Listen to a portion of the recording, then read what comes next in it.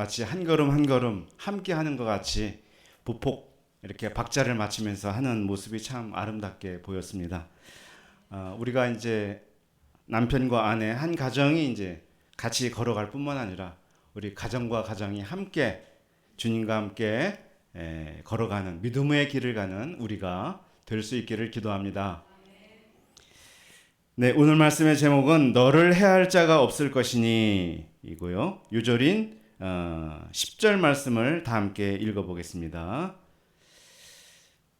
네, 시작. 내가 너와 함께 있음에 어떤 사람도 너를 대적하여 해롭게 할 자가 없을 것이니 이는 이 성 중에 내 백성이 많음이라 하시더라. 기도하겠습니다.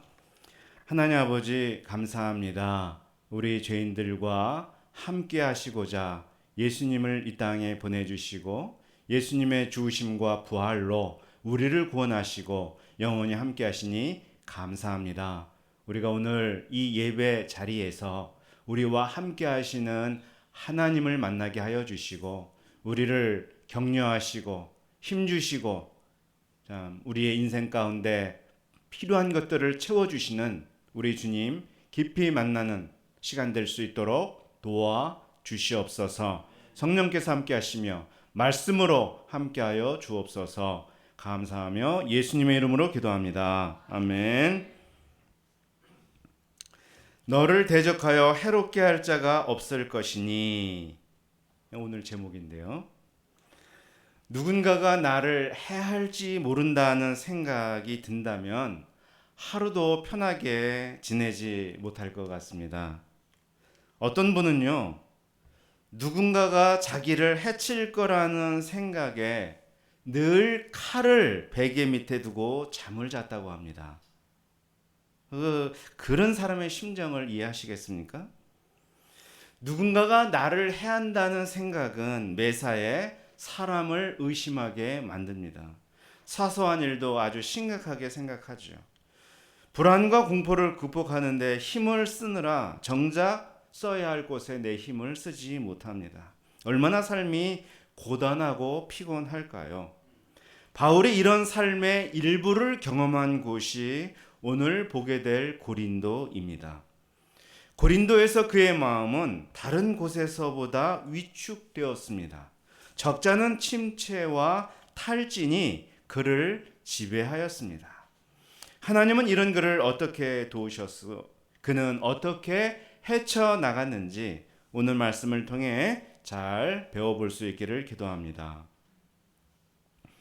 바울이 아덴을 떠나 고린도에 이르렀습니다. 아덴이 이 아가야 지방의 가장 오래되고 문화가 발달한 곳이라고 말한다면 오늘 이 고린도는 수도이면서 상업이 고도로 발달된 곳이고 인구도 가장 많은 곳이었습니다. 소아시아의 에베소와 함께 가장 큰 도시라고 보면 될 것 같습니다. 아덴, 지난주에 했던 아덴의 주시는 제우스였고요. 다음 주에 살펴볼 에베소의 주시는 아데미이고요. 오늘 고린도의 주시는 아프로디테, 비너스라고 하는 아프로디테였습니다.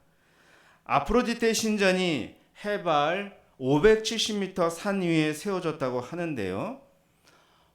남산 위에 서울타워 이런 어떤 위용이지 않을까라는 생각이 드는데요. 참 이렇게 아프로디테 신전을 중심으로 도시가 형성이 되었습니다. 사치와 향락이 극에 달했다고 하는데요. 고린도 사람이라는 이 말은 방탕아, 난봉꾼을 가리키는 일반 명사가 되었다고 합니다. 아덴을 지난 시간에 파리나 비엔나에 비교를 한다면 오늘 고린도는 어느 도시에 비교를 할까라고 제가 생각하다가 라스베가스가 좀 맞을까 하는 생각을 합니다. 라스베가스. 예. 고린도가 어떤 도시였는지 고린도 전서에서 바울이 고린도 교회를 책망하는 내용이 많이 나오는데요. 거기 보면 잘 알 수 있습니다. 아주 그냥 음행이, 성적 부도덕이 천지였고요.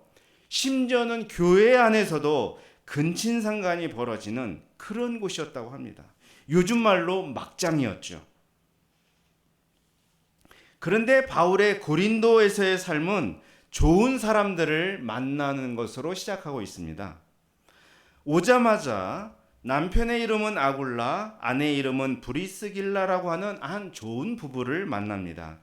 그들은 유대인인데 얼마 전 황제의 추방령 때문에 로마에서 쫓겨나 고린도에 들어온 사람들이었습니다. 글라우디오 황제는 신앙 문제로 유대교와 갈등을 일으키고 있는 기독교인들을 로마에서 나가라고 했어요. 그래서 이 부부는 신앙의 자유를 찾아 고린도에 온 사람들이다, 이렇게 볼 수가 있습니다. 바울은 그들의 집에 함께 머물며 일했습니다. 그들은 천막을 만드는 같은 업종에 종사하는 사람들이었습니다. 같은 일을 하고 같은 예수님을 믿고 또 같은 나그네 생활을 하니까 얼마나 마음이 잘 맞았겠습니까? 그들은 앞으로도 바울과 함께하며 도와주는 소중한 사람들이 되거든요. 바울이 받은 복 중에 하나가 좋은 사람을 만나는 것이었습니다. 그는 인생이 어려웠을 때 아나니아 그리고 바나바를 만났습니다. 돌에 맞아 죽음 직전에 갔을 때 디모데를 만났습니다. 바나바와 헤어질 때 실라를 만났습니다. 그리고 누가를 만났습니다. 이제 브리스길라와 아굴라를 평생의 동지로 만나고 있습니다. 바울은 많은 사람으로부터 공격도 당했지만 동시에 적지 않은 사람들로부터 지지와 지원도 받았습니다. 바울은 안식일마다 회당에서 강론하고 유대인과 헬라인을 권면했다고 말씀을 합니다. 그때 실라와 디모데가 마게도냐로부터 내려와서 합류하게 되었다라고 말합니다. 그들을 만나니 바울의 마음은 한껏 고무가 되었겠죠. 그는 하나님의 말씀에 붙잡혀 유대인들에게 예수는 그리스도다 분명하게 증언했다라고 말씀합니다. 평소보다 더 간절하고 열정적으로 복음을 전했겠죠. 주변에 자신의 지원자들, 동역자들이 많으니까 얼마나 힘이 났겠어요. 근데요, 본문의 말씀을 가만히 보면 그 바울의 말을 들은 사람의 반응이 어떠한지 나오는데요. 자, 6절을 보면 어떻게 나오냐면은 그들이 대적하여 비방하거늘, 이렇게 말씀이 나와요. 대적하여 비방한다는 말이 다른 데서도 있었고 특별한 말 같지는 않거든요. 근데 이게 원어로 보면 조금 특별나요. 여기서 비방한다는 단어는요, 매우 불경스러운 말로 바울을 공격했다라는 말이에요. 그러니까 온갖 육두문자가 난무하는 욕설 폭탄을 바울에게 퍼부었다, 이런 말이에요. 예전에 한 프로축구 선수가 상대팀 선수를 폭행하여 퇴장당하고 출장 정지 처분을 받은 경우가 있었습니다. 한 기자가 왜 그렇게 이성을 잃고 행동했느냐는 질문에 그가 뭐라고 답을 했겠습니까? 상대방이 자기 가족을 건드리는 말을 했다는 거예요. 다른 말을 한 게 아니고. 자기 가족을 비하하는 말을 듣고 제정신으로 경계할 사람이 없겠죠. 아, 그랬구나. 그 말을 듣니까 저도 그의 그런 행동을 이해할 수 있겠더라고요. 본문에서 유대인들이 바울을 비방했다는 것은 바로 그런 경우예요. 건드려서는 안 될 거를 건드리는 식으로 욕설을 퍼부은 것입니다. 아무리 믿음이 좋은 바울이라도 그 아픔과 분노를 어떻게 사귀겠어요? 본문을 보면 바울이 옷을 털면서 말했다고 나옵니다. 이것도 여기에만 등장하는 표현이에요. 이전에 발에 티끌을 털어버리라는 그런 말은 있었고 실제 바울이 그렇게 했어요. 예수님도 제자들에게 그렇게 하라고 그러셨죠.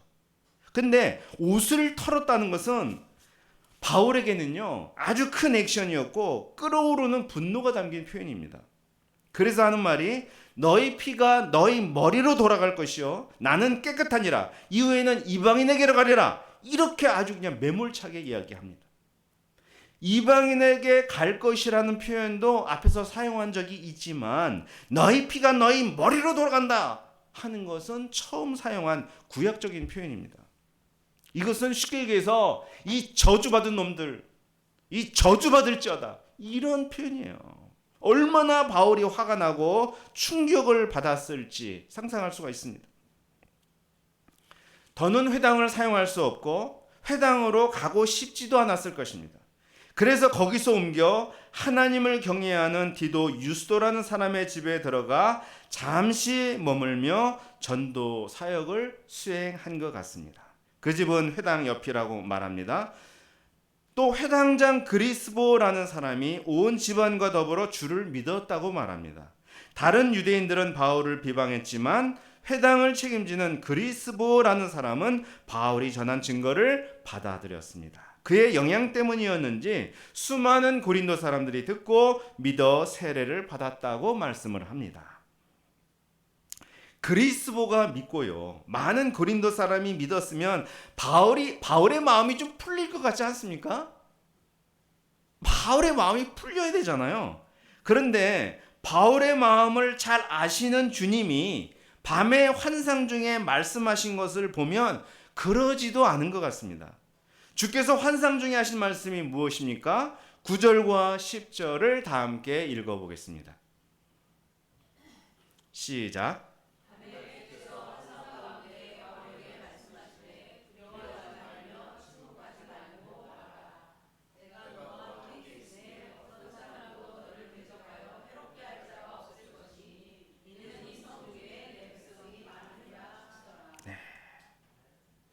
Don't be afraid. 제일 먼저 말씀하신 것이 두려워하지 말아라 이렇게 하셨어요. 바울 어떤 사람이에요? 이제까지 두려움 모르고 살던 사람이에요. 그가 두려워했던 말이 사도행전에 여기까지 나왔습니까? 안 나왔어요. 그는 빌립보에서 옥에 갇히고서도 기도하고 찬미했던 사람이에요.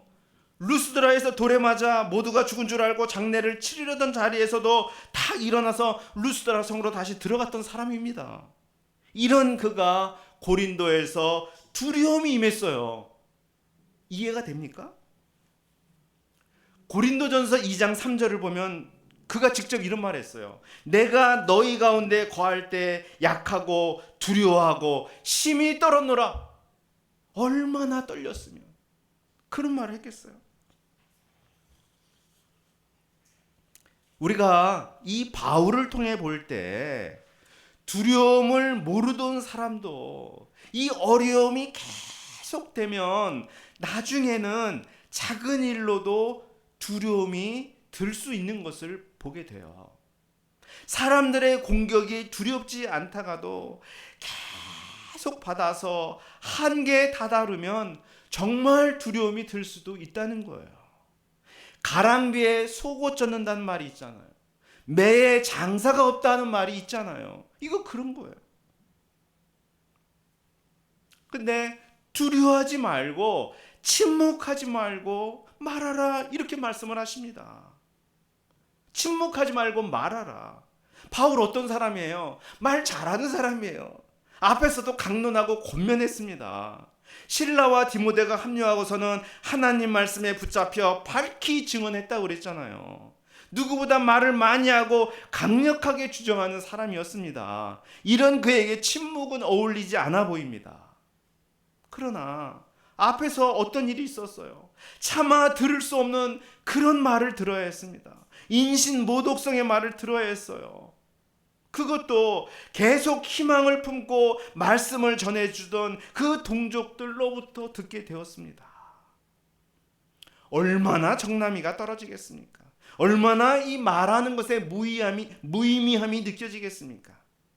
이런 유대인들이 판치는 이 정말 타락한 고린도에서 다시 내 말하고 싶지 않다 이런 생각이 들지 않았겠어요.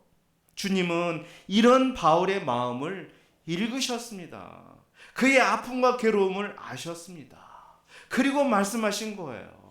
두려워하지 말고 침묵하지 말고 말하라. 그래도 여전히 입을 벌려 그 말 같지 않은 말로 대적하는 자들에게 전하라고 하십니다. 저는 이 부분을 묵상하면서 구약의 예레미야 선지자가 생각이 납니다. 하나님은 그를 여러 나라의 선지자로 세웠으니 너는 담대히 선포하라 이렇게 말씀을 하셨어요. 근데 하나님이 또 무슨 말씀을 하시냐면 근데 그들은 너의 말을 듣지 않을 것이고 그들은 네 앞에서 뻣뻣해진 목을 가지고 너를 대적할 것이다. 아니 전하라고 해놓고서 그들은 안 들을 거래요. 근데 예레미야 너는 그들보다 더 단단한 쐐기등 그들보다 더 튼튼한 놋성벽이 되어서 그들을 상대해라. 그들이 듣든지 아니 듣든지 상처받지 말고 나아가라고 그렇게 말씀을 하셨어요. 그래서 이스라엘의 선지자가 살아있고 하나님이 계심을 알게 하라고 했습니다. 지금 바울이 그와 비슷한 상황인 것 같아요. 말씀을 받아들일지 말지는 그들의 몫이고 전하는 것은 바울의 몫이고 너는 너의 역할을 다하면 된다는 것이죠.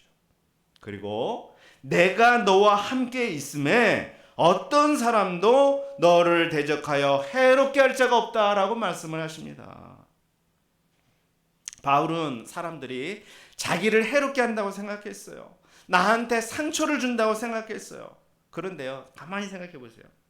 사람들이 해롭게 해서 내가 해가 되는 게 아니라 바울이 해라고 생각하기 때문에 해가 되는 거예요. 상처를 줘서 상처가 나는 것이 아니라 내가 상처로 받아들이기 때문에 상처가 되는 것입니다. 내가 너와 함께 있음에 아무도 해롭게 할 수 없다고 하셨습니다. 그들의 공격을 해로 받지 않고 그들의 비방을 상처로 받지 않아야 됩니다. 그들의 대적을 막을 수는 없지만 그 앞에 내가 어떻게 반응할지는 내가 선택할 수 있습니다. 하나님이 계시지 않고 내가 다 해결해야 될 상황이라면은 내가 싸우다 상처받고 쓰러질 수 있어요. 그러나 하나님이 함께 하신다고 했잖아요. 하나님이 막아주신다고 했습니다. 하나님이 주시는 가장 큰 선물, 가장 좋은 선물은 하나님의 함께 하심이에요. 우리는 하나님의 함께 하심을 받아들여야 되지 그들의 주는 공격을 받아들여서는 안 됩니다. 하나님은 그 옛날 창세기 15장에서 아브라함에게 좌절하고 손해의식에 빠진 아브라함에게 무슨 말씀을 하셨습니까? 아브라함아 두려워 말라 나는 너의 방패요 너의 지극히 큰 상급이다 라고 말씀하셨어요. 나는 너의 방패다. 이게 뭐예요? 내가 너를 지켜준다. 내가 너를 보호해준다. 그거 아니에요. 아브라함으로부터 시작해서 모든 조상들이 받았던 가장 큰 선물은 하나님의 함께하심이었습니다. 기드온에게도 큰 용사여 하나님이 너와 함께 하시도다 이렇게 말씀했어요. 그런 선물을 받고 믿음의 조상이 되었고 이스라엘의 구원자가 되었고 이스라엘의 왕이 되었고 했습니다. 예수님의 탄생과 죽음과 부활은 하나님이 우리와 영원히 함께 하신다는 임마누엘 그 명백한 증거입니다. 주님은 바울에게 내가 너한테 힘을 주겠다. 내가 너에게 지혜를 주겠다. 내가 이 상황을 바꿔주겠다. 이런 말을 하실 수도 있지만 그것도 좋은 말이지만 그 말을 하시기보다 하나님은 내가 함께 하겠다. 이 말을 하셨어요. 내가 함께 갔다는 것은 하나님이 우리에게 주시는 말씀 중에 가장 좋은 말씀이죠. 그래서 마태복음 28장 20절 마지막 말씀도 뭐예요? 볼지어다 내가 세상 끝날까지 너희와 항상 함께 있으리라. 함께 하시면 보호가 있고 보장이 있고 승리가 있고 구원이 있는 것입니다. 여기에 덤으로 주시는 약속의 말씀이 있죠. 이 성 중에 내 백성이 많음이라. 이 성적 타락이 극에 달하고 우상 숭배가 극심한 이곳에도 하나님의 백성이 많다고 하십니다. 그리스도가 믿게 된 게 그 첫 열매가 아닐까요? 겉으로는 보이지 않지만 많다고 하는 말씀이 얼마나 바울에게 위로가 되겠습니까? 이 하나님의 격려와 약속의 말씀은 바울이 1년 6개월을 고린도에 머물며 하나님의 말씀을 가르치도록 했습니다. 상처받고 떠나고 싶었던 이곳에서, 아무 말도 하고 싶지 않던 이곳에서 바울은 약 2년을 더 머물며 데살로니가 전서 후서를 썼습니다. 그리고 고린도 교회가 그리스도 터 위에 세워지도록 섬겼습니다. 에베소 다음으로 고린도는 바울이 가장 오래 머물렀던 곳이고 가장 애착하던 교회였습니다. 자, 이제 12절부터 17절은 고린도에서 바울이 있던 기간에 가장 인상적인 하나의 사건을 기록하고 있습니다. 갈리오라는 사람이 아가야의 총독으로 부임했을 때 유대인들은 바울을 고소했습니다. 그때 갈리오는 바울의 반박하는 의견을 들어볼 생각도 하지 않고 단번에 유대인들의 고소를 기각하였습니다.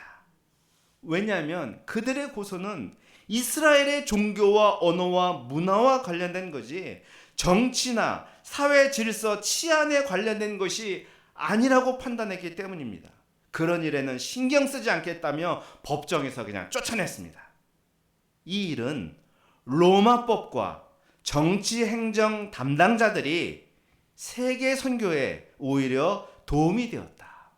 하나님 나라 확장에 사실 하나님은 그들을 유익하게 이용하고 계신다 하는 걸 보여줍니다.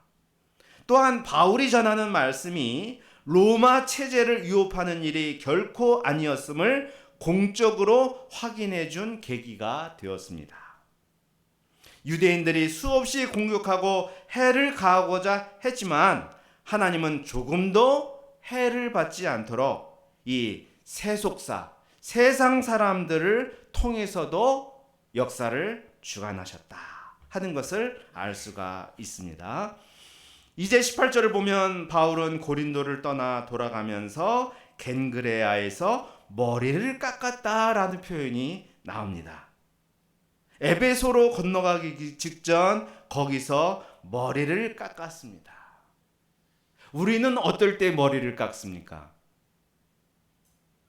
뭔가 결심하고 각오를 단단히 할 때 머리를 깎습니다. 그러나 바울이 머리를 깎은 이유는 그것이 아닙니다. 당시 유대인들은 어떨 때 머리를 깎았냐 하면은 자신이 서약하고 서원하고 기도하고 결심한 것이 끝났을 때, 그것을 다 수행했을 때, 하나님이 내가 결심한 것에 대해서 응답해 주셨을 때, 이제 승리했을 때, 감사했을 때 머리를 깎았습니다.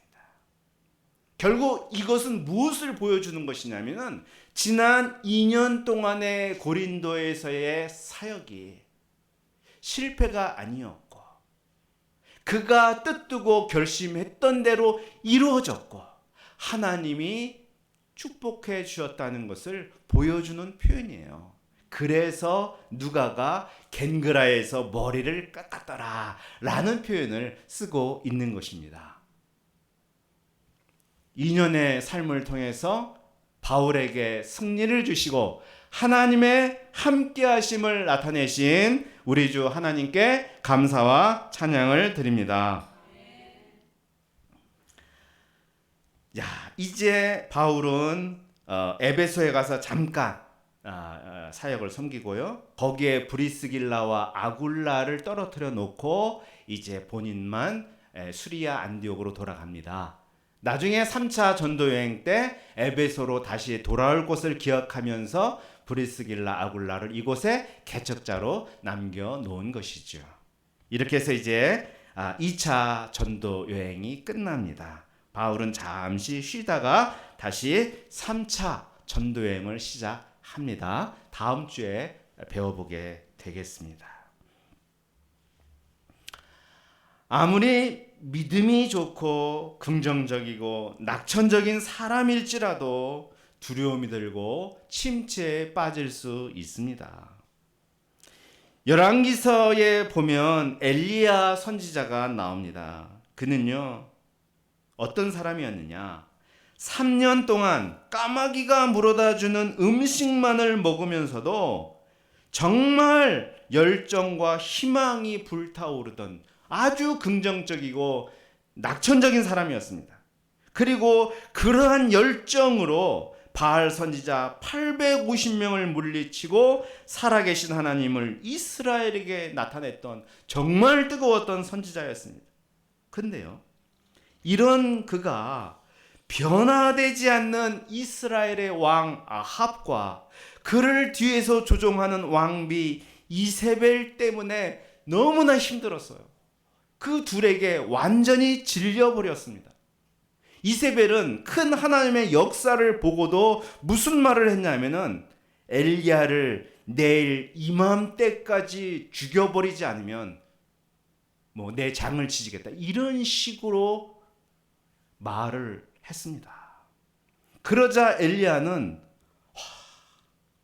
도저히 감당 못하겠다 해서 일주일을 도망갑니다. 이젠 지쳤고 사역이고 뭐고 다 내려놓고 싶었고 하나님께 제발 이제 나를 좀 데려가 달라고 하소연을 합니다. 그때 하나님은 어떻게 하셨는가?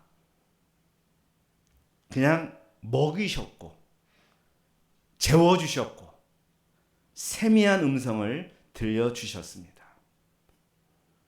그 땅에 7,000명의 하나님의 백성이 남아있다라는 것을 알려주셨고, 그리고 하나님이 그와 함께 하셔서 앞으로 어떤 일을 할 것인지를 알려주십니다. 그래서 엘리야는 하나님이 나와 함께 하셔서 앞으로 이런 일들을 하실 거구나 하는 것을 알고 다시 힘을 내어 선지자의 남은 길을 가게 되었습니다. 오늘 바울을 도우신 것도 엘리야를 도우신 것과 매우 비슷합니다. 구약에서 하나님의 백성을 돕는 것이나 신약에서 하나님의 백성을 돕는 것이나 비슷하다는 이야기는 2000년 후를 살아가는 우리를 도우시는 것도 비슷하다 하는 것을 보여줍니다. 하나님은 우리에게도 본문을 통해서 동일하게 말씀하실 것입니다. 하나님은 우리가 탈진하고 침체에 빠질 때 두려워하지 말라 말씀하십니다. 그리고 내가 너와 함께 한다고 말씀하십니다. 너를 대적하여 해롭게 할 자가 아무도 없다고 말씀하십니다. 이 땅에 남은 하나님의 백성이 많다고 말씀하십니다. 브리스길라와 아굴라 부부와 같은 사람을 만나게 하십니다. 실라와 디모데 같은 사람을 보내주십니다. 그리스도와 같은 예상치 못한 사람도 보내주십니다.